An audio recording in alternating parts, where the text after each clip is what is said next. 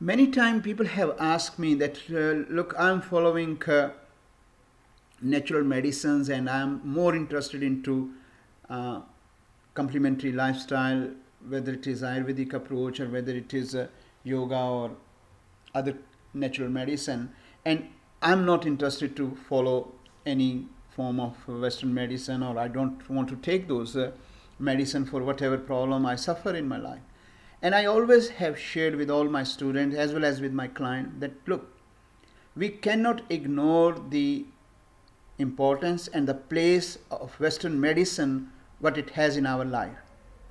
Whenever we are in need in such acute stages or cases, we have to take the intervention of Western medicine. Western medicine has its own role. You cannot ignore that. But what we need to all understand that Western medicine has so many gaps which cannot be filled by its approach, and that is where the role of a modality which can help us to achieve perfect balance at every level, whether it is physical, mental, emotional, spiritual, we have to take that path. And that is why the role of Ayurvedic approach to wellness becomes so important, that it can help you to fill those gaps. And that gaps relate with the root cause of the problem. For example, if you are suffering from asthma, if you go to your GP, he or she is always going to recommend you that you have to take inhalers. Initially, that might be starting with the antibiotics, and otherwise it will end up steroids, or otherwise end up with more inhalers. Whether it is preventative, whether it is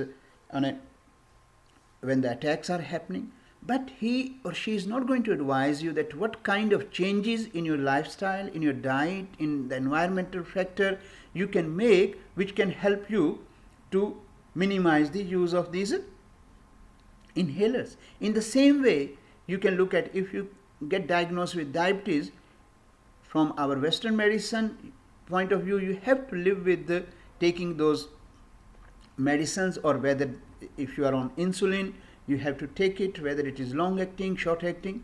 But if you follow Ayurvedic approach, it will help you to fill those gaps, which can help us to minimize the use of these medicine. At the same time, one stage will come up that you don't need these medicines. In the same way is your high blood pressure.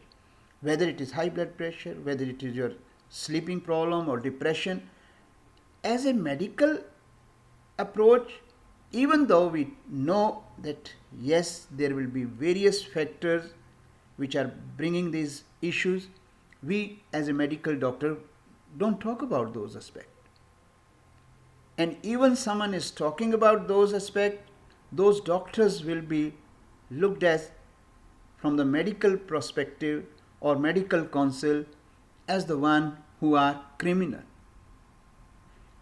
I always have shared that it's a drug mafia which make these kind of aspect. They are not interested for the well-being of an individual. They are interested in their way of how they can propagate and how they can look at their own benefit.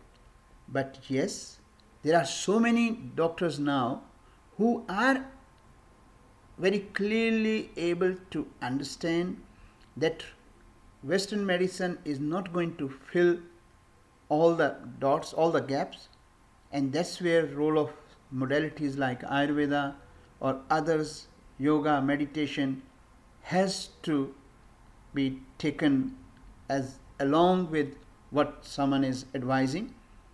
But my point here is that please never try to think that, okay, if I'm into natural medicine, I never need to look at towards the Western medicine.